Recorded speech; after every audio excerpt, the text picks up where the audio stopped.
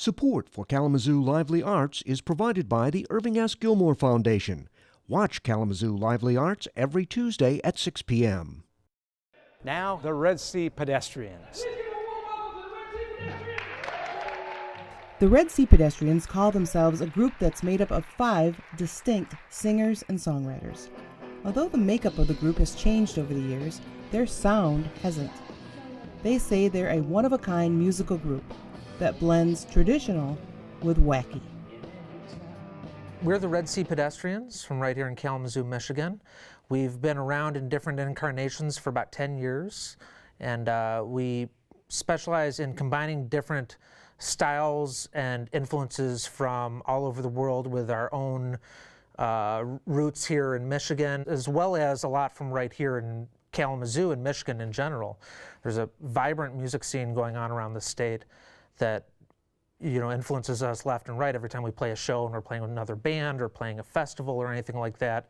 There's always a cross-pollination going on. And that's one of the things that brings us all together is not really thinking about music by genre, but just thinking about it emotionally, by experience, by style or feeling or whatever. And to me, there's something really moving about that, about having an experience with art where something touches a part of me that I wasn't even aware of that existed, or something that had always been sitting there, but something I couldn't quite grasp. And a musician or a writer or a visual artist or whatever finds a way to hold a mirror up and show me something that I've always known but never quite seen clearly.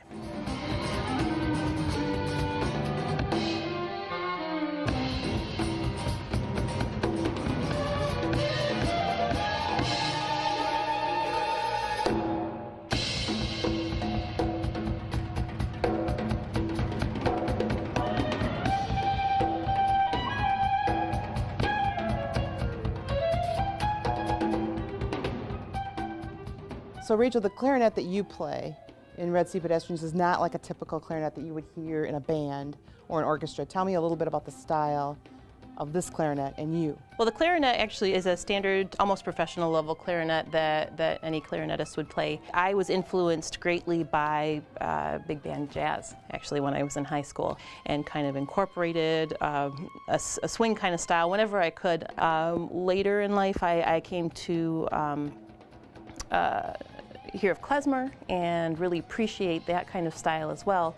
So it's kind of those 3 influences, being classically trained, loving big band jazz, and the influence of klezmer as well, that have kind of combined into the style that I've made. Something else that is really important to me about the Pedestrians is all of the people that have been in the band, even if they aren't now, and the way our sound has changed over the years.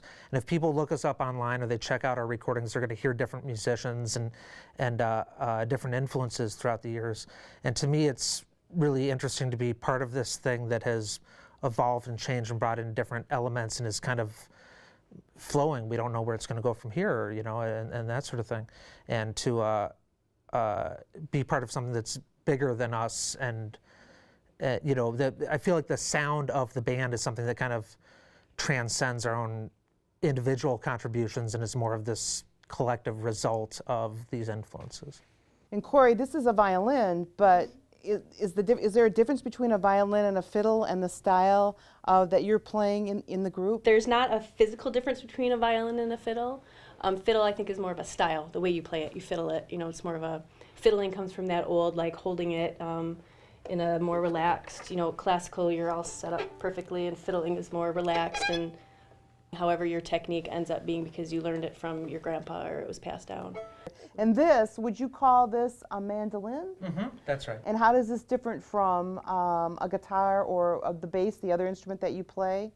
Well, there are a lot of similarities to any kind of fretted instrument that you play with a pick, whether it's guitar or mandolin or what. But this is, the tuning is actually just like the violin. These are really related instruments, and there's actually a whole family of mandolin instruments. The thing about the mandolin is you'll see there are 8 strings on it, but it's really only 4 notes. Every pair are identical strings, so these 2 strings are the same note, and that's made to give this more volume. So you play it like a 4-string instrument, even though it's got 8 strings on it. Are you self-taught on this, or? Well, yes and no. I mean, I haven't studied formally, but I came to the mandolin through the folk tradition and bluegrass and roots music and all that, and learning by just playing with people and sitting around circles and trading songs and that sort of thing.